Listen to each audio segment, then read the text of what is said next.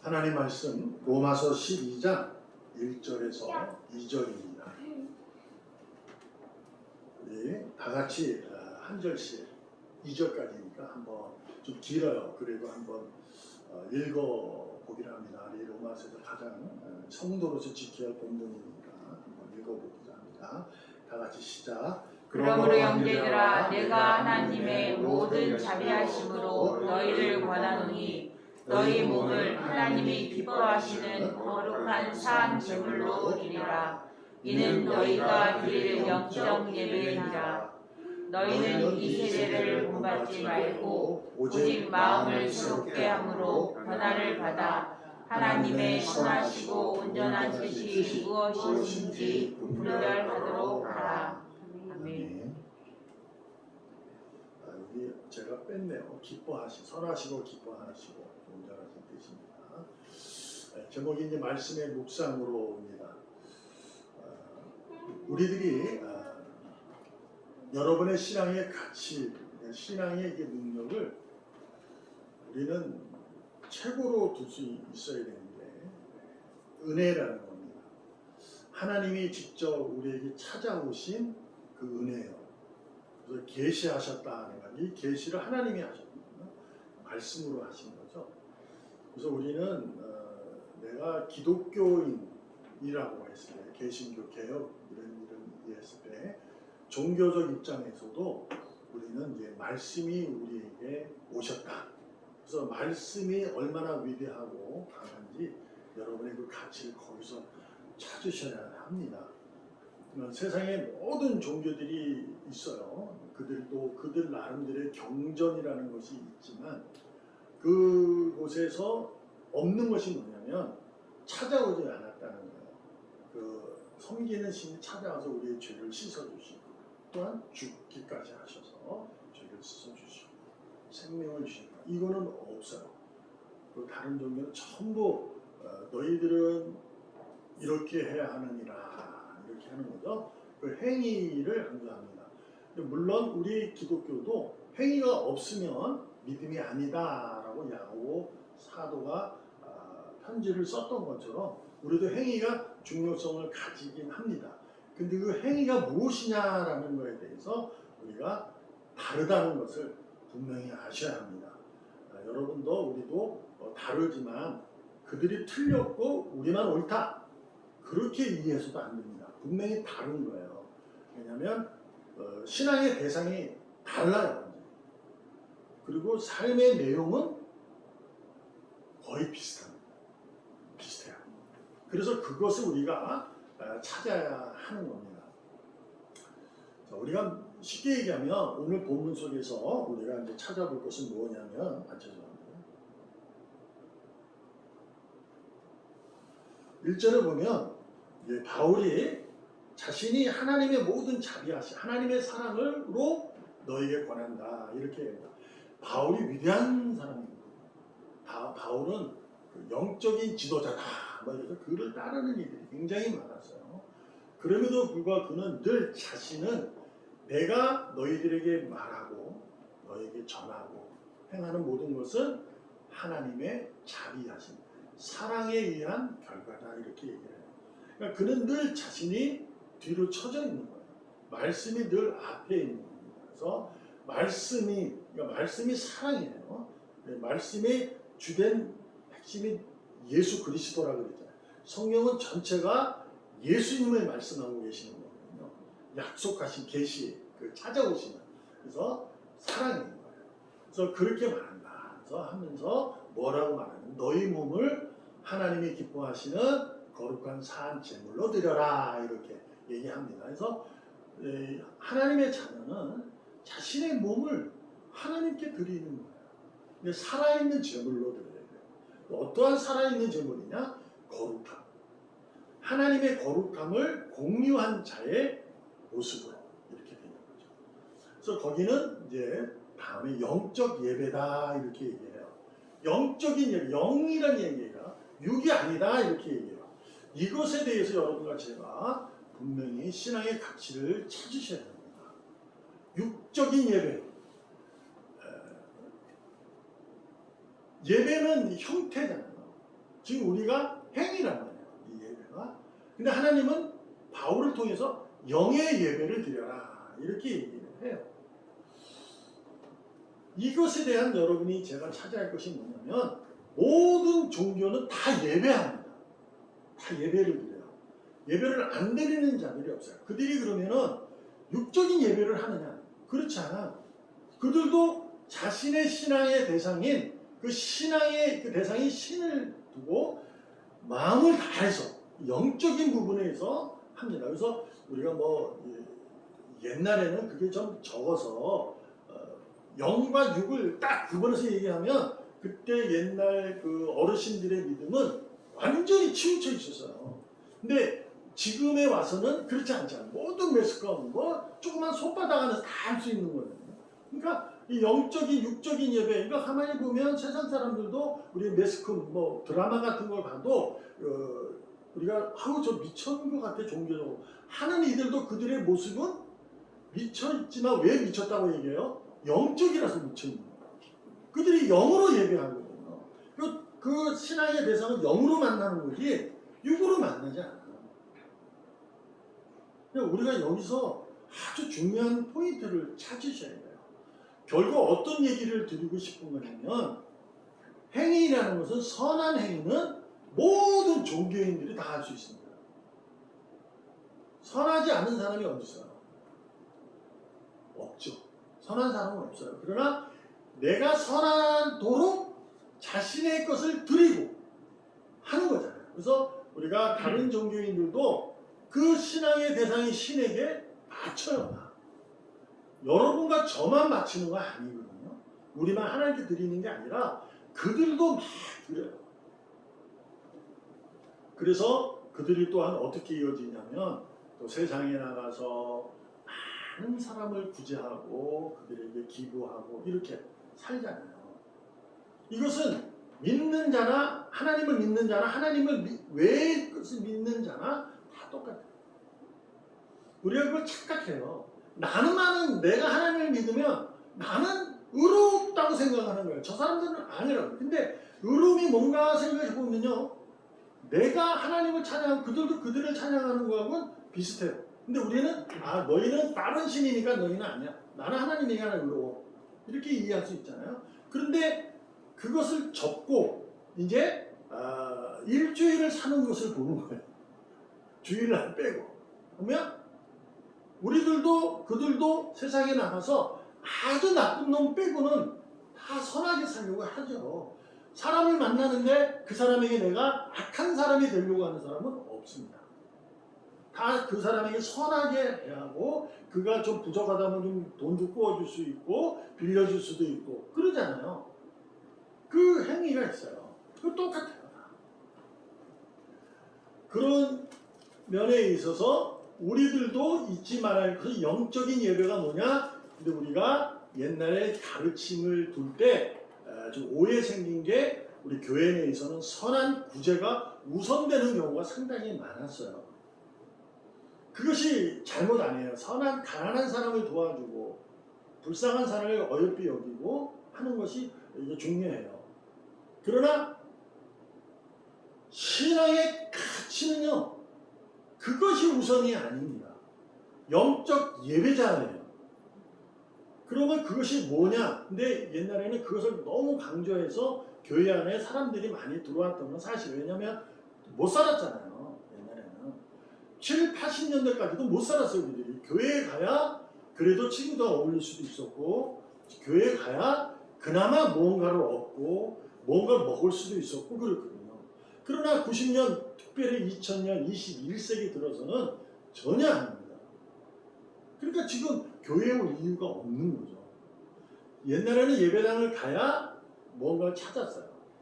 그래서 그때 당시만 해도 예배당에 오면 얘기하면 그래서 불쌍함들이 많으니까 교회가 그런 일에 앞장서게 된 거예요. 그것을 제가 잘못했다는 것이 아니라 우리의 신앙의 가치를 그렇게 이해만 하고 있었기 때문에 지금까지도 내가 이 땅에서 영광을 얻는 것이 신앙이라고 생각하는 경우가 생긴 거죠. 그래서 나는 하나님께 기도하고 하나님을 잘 믿어서 내겐 집이 있어. 나는 이래. 이것이 이 축복을 비신앙인들에게, 내가 믿는 하나님을 믿지 않는 이들에게 자랑거리가 되는 거예요. 그러나 하나님은 그렇게 말씀하지 않아요. 2절을 우리가 보게 되면 세대를 본받지 말고 오직 마음을 새롭게 함으로 변화를 받아라, 이렇게 얘기합니다. 지금 이 얘기를 바울이 하는 입장은 뭐냐면요, 지금 기독교인들이에요. 유대교에서 개신기로 개종한 자들, 그 다음에 자유한 자들, 그러니까 그 당시 유대인이 아닌 자유자들, 그들도 교회 안에 예수를 믿고 이제 기독교인이 되겠다 하는 자들. 자, 성경을 통해서 말씀을 미루어 살펴보면 주 예수를 그리스도로 믿는 자는 이제는 새로운 피조물이다. 그들은 세대를 따라 세상에 의해 살아가는 것이 아니라 이제부터는 자신이 사는 것이 아니라 내 안에 계시는 그리스도로 말미암아 사는 자다. 결국 새로운 피조물이라는 거예요. 자, 오직 마음을 새롭게 함으로 변화를 받아라. 이것을 하면은 새로운 마음을 가진 자라는 거잖아요. 근데 지금 들어와 있는 자는 다 새로운 마음을 가진 자들이에요. 근데 그들에게 또 그렇게 얘기해요. 왜 그럴까? 그 앞절이에요. 세대를 본받지 말아라, 이 얘기죠. 세대를 본받는 게 뭐예요? 세상에서 말하는 이로 선한 행위를 두고 얘기하는 거예요. 그러한 행위, 그 자체를 보고 아, 저것이구나. 이게 신앙의 가치구나. 이렇게 이해하는 모습을 보고 바울이 새로운 마음을 받아라. 새로운 피조물이 되어라. 이게 뭐냐? 영적인 예배자는 하나님의 선하시고 기뻐하시고 온전한 뜻을 분별하고 예배하는 자라. 이렇게 말하는 거예요. 계시에 대한 얘기를 하고 있는 거예요. 그러니까 우리가 선한 행위가 중요하지 않다는 것이 아니라 하나님을 믿는 여러분과 저의 신앙의 가치는 하나님의 온전, 기뻐, 선하신 뜻을 따라 순종하는 자를 얘기하고 있는 거예요. 자, 우리가 세상 사람들이나 우리도 미루어 살펴볼 때 세상을 향해서 이롭게 하는 사람들 중에 죄인이 아닌 자는 없어요. 전부 실수하고 실패합니다. 우리가 믿음의 선배님들도 다 그랬어요. 아브라함도 그랬고요. 모세 다 그랬어요. 다 실수해요. 다 화도 내고 막 짜증나고 뭐 딴 길로 가고 막 그래요. 그것을 그래요. 근데 하나님은 좀 의아스러운 게 뭐냐면 그들을 의인이다 이렇게 말해요. 근데 그 이유가 뭐냐면 단지 자신이 선택했기 때문이에요. 하나님이 내가 너를 선택했으니 너는 의인이다 이렇게 얘기하는 거예요. 자, 근데 우리가 성경에 보면 우리가 노아나 아브라함을 비추면 그런 얘기 있잖아요. 이제 네가 나를 섬기는구나, 경외하는구나, 이러니 너를 의롭게 여기겠다. 이렇게 이제 말하는 부분이 나와요, 말씀에. 그래서 우리는 의인도 이러한 행위를 해야 되는 거구나 라고 생각을 치우쳐 있는데 그것은 아닙니다. 노아가 애초에 하나님이 선택했을 때 그는 의로운 자를 하나님이 선택한 거예요. 근데 그에게 하나님이 너는 의인이다. 세상에 하나밖에 없는. 아브라함에게도 이제 네가 네 아들을 내게 바칠 정도 되니 나를 경외하는구나. 이렇게 얘기했던 건 뭐냐면 그들의 신앙은 첫 신서 속에서 살아갈 때 실수와 실패의 투성이에요. 근데 하나님이 그걸 붙들고 있는 거예요. 근데 어느 순간에 노아는 뭘 했어요? 120년 동안 방주를 만들어요. 그의 행위가 있었어요. 근데 그 행위는 방주를 그가 이 120년 동안 만들었기 때문에 의의란 얘기가 아닙니다. 하나님이 내가 너를 붙드니 너는 그러한 행위를 한다는 거예요. 그 선한 행위를 하고 있다는 거예요. 세상 사람이 조롱했잖아요. 야, 하늘을 봤나? 무슨 창창한 날씨 비가 와. 그것이 120년 동안. 근데도 아무 소리가 그 배만 만드는 거예요. 아브라함도 마찬가지예요. 그는 집을 떠날 때 그가 갈 곳이 어딘지 몰라요. 근데 따랐어요. 그게 의인이라는 거죠. 왜? 하나님을 믿었기 때문이죠. 그래서 간 거예요. 그는 실수와 실패 속에서도 그는 하나님을 믿고 살았던 거죠. 그런데 결국은 아들을 바쳐라. 하나님 명령하니까 그거 바쳤어요. 그때는 아무 상관없이 바치는 거예요. 그래서 의롭다 이렇게 얘기하는 거예요. 이제 지고 와서 무엇을 말씀하고 싶은 거냐. 하나님은 믿음으로 자신을 찾아오는 자를 대단히 기뻐하신다고 했어요. 믿음만이 할 수 있는 겁니다. 그러니까 하나님을 우리가 알고 그분을 이해해야 믿을 거라고 생각하지만 그렇지 않고 하나님은 하나님으로 알고 이해하고 믿는 것이 아니라 하나님을 믿고 가는 거예요. 그냥 내가 갈 바를 몰라도 베이징 방주를 만드는 이유를 몰라. 근데 만드는 거예요. 그냥 그 말을 하시니까 무슨 목적인지도 모르고 몰라. 그냥 가는 거야. 하나님을 알고 믿는 게 아니에요. 그냥 믿는 거예요. 그것을 말씀하고 계시는 겁니다. 그래서 오늘도 우리가 이 말씀의 귀함을 아셔야 해요. 이 계시된 말씀을 여러분이 묵상하지 않는 삶을 살아간다면 거짓된 삶을 살게 됩니다. 의인된 삶이 아니라 교회를 다니는 사람에 불과하게 됩니다. 하나님을 따르는 자는 그분의 기뻐하시고 선하시고 온전한 뜻을 아는 자만이 따를 수 있어요. 그런 자만이 예배를 드릴 수 있다는 거죠. 지금 우리가 예배를 드려도 하나님의 내게 향하는 기뻐하시고 온전하시고 선하신 뜻을 아는 자가 여기 있습니까? 솔직히 지금 있어요? 저는 알아요. 다만 우리가 생각이 이렇게 물어보면 뭐지? 왜? 나는 지금 세상에서 내일 어떻게 살아야 되는데 그걸 모르는데 하나님은 그것을 가르쳐주지 않으신다니까요. 근데 우리는 신앙이 다 거기에 가 있는 거야. 그래서 내가 믿는 예배를 드리고 신앙을 가지면 뭔가 내일의 좋은 영광이 펼쳐져야만이 신앙이라고 생각하게 된다는 거예요. 근데 그게 아니고요.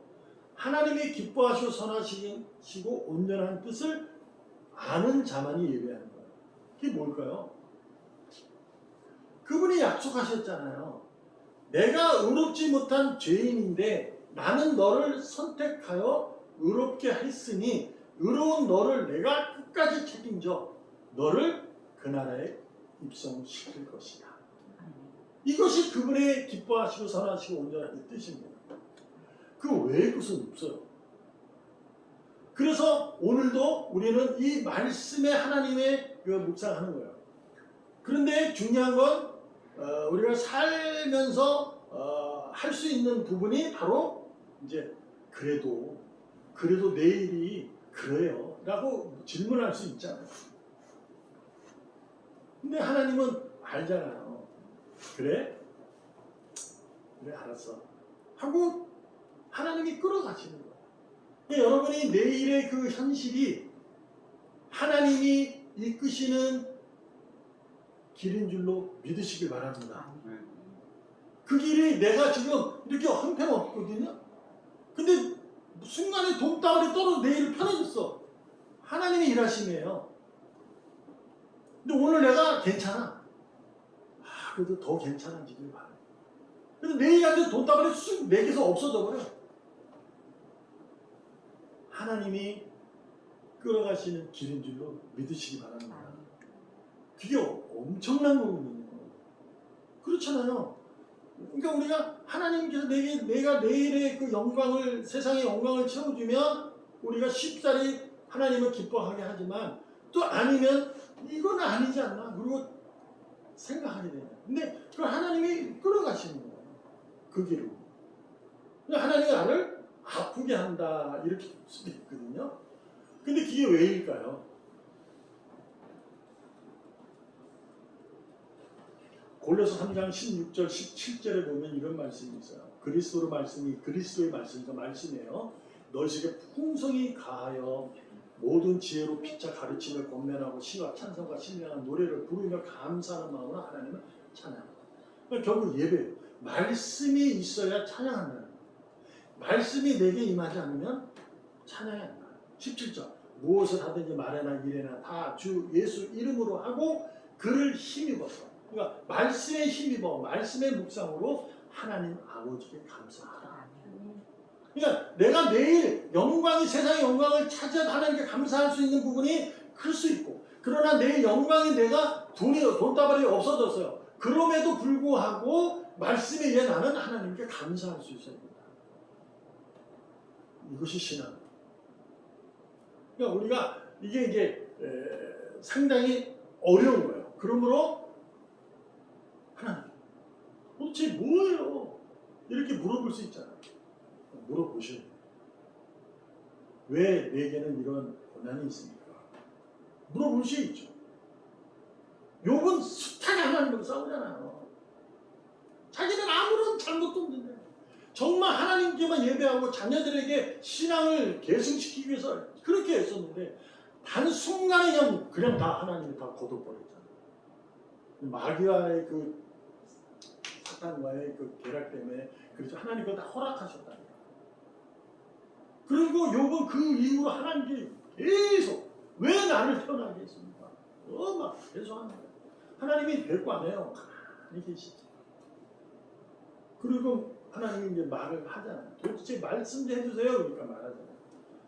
너 내가 세상을 지을 때 너는 어디 있었냐? 그런 거예요. 아주 간단한 겁니다. 영적인 예배자는요, 감사하는 자입니다. 자주 말씀드리지만 감사는 믿음의 큰 능력인데 이 감사는요, 훈련에 의해서만 이루어져요. 감사가 순간에 나올 수 있다? 거짓말입니다. 우리도 뭐 공부해서 알지만 감사하세요 하나님께 그러면 아니 사실이야. 내 주변에 이런 일이 있는데 내가 진짜 사랑하고 하는 사람이 갑자기 아픈데 어떻게 그걸 감사해요? 물어보잖아요. 못하죠. 그걸 어떻게 감사해요? 하나님께서 일을 그렇게 하시는 거예요. 하나님께 감사하라. 그러고 뭘 해야 되냐? 그분이 왜 그런지 물어보세요. 하나님. 그럼 하나님이 기뻐하시고 온전하시고 선하신 뜻을 알려줍니다. 그걸 내가 알게 됩니다. 아, 그렇구나. 죄송하지만 나의 신앙의 모습에서 잘못된 부분이 있었구나. 이거를 깨닫게 될 수 있는 확률이 굉장히 큽니다. 그러니까 하나님을 만나려고 노력도 안 하고 그냥 그런 일이 벌어지면 세상에서 말하는 종교적 입장에서 똑같이 뭐 예수님 뭐 우리가 교회 다니고 뭐 그 사람들이 얘기하는 거나 뭐가 달라 똑같지 뭐 그냥 교회나 다녀 이런 식이 돼버려요. 물어보셔요. 그냥 물어보지도 않고 하나님을 찾아보지도 않고 지혜를 얻으려면 얻을 수 없다니까요. 그 말씀했죠. 지난 시간에 야고보 공부했잖아요. 꾸짖지 아니하시고 후히 주시는 그분이 뭘 준다? 지혜를 준다. 와서 구하면요 그분이 알게 하세요. 깨닫게 하세요. 그러니 뭐래요? 자신을 살펴볼 수 있고 그래서 대부분 뭐라고 했죠? 내가 신앙의 걸음이 잘못 걷고 있구나. 이렇게 잘못 걷고 딴 길로 가고 있구나. 이것을 알게 하신다. 자, 우리도 세상을 살아갈 때 오늘 내가 왜 이렇게 잘 안 되지? 그러면 뭘 합니까? 내가 어제까지 해왔던 일들을 한번 생각해 보잖아요. 미안해. 우리 수빈이가 이제 하잖아요. 그런데 안 될 이게 통과를 패스를 못 받아요. 그럼 뭔 생각할 거야? 내가 뭘 잘못했지? 이거를 생각하게 되잖아요. 그래서 그걸 고치는 거거든요. 그럼 뭐예요? 패스할 수 있죠. 똑같은 거예요. 하나님께 물어보면 그분의 온전한 기쁘신 선한 뜻을 우리가 부족한 우리는 전혀 알 수 없지만 하나님은 당신과 연관되어 있는 의인에게는 자신의 뜻을 알려주십니다. 그러니까 그분을 찾아가셔야 돼요. 히브리서 13장 15절. 그러므로 우리는 예수로 말미암아 항상 찬송의 제사를 하나님께 드리자. 이는 그 이름을 증언하는 입술의 열매니라. 이걸 찾아가서 그분이 주시는 입술이 되고 그분이 파수꾼이 되는 입술로 그분이 뭐예요? 네, 괜찮아요. 졸르세요. 삿대질 하셔도 괜찮아. 하나님은 이미 다 아는데 우리를. 근데 어떻게 돼요? 그러다 보면요. 내가 낮아지고 알게 된다는 거죠. 포도나무의 비유 속에서 가지로 붙어 있어라라고 예수님이 말씀하시잖아요. 왜 그랬을까요? 가지로 붙는 것이 어렵다는 거죠. 왜요? 포도나무의 가지가 아니었잖아요. 우리는 가시나무의 가지였거든요. 이 가시나무가 포도나무에 붙어있기가 그게 쉬워요? 이 접붙임이 쉽냐고요? 어려워.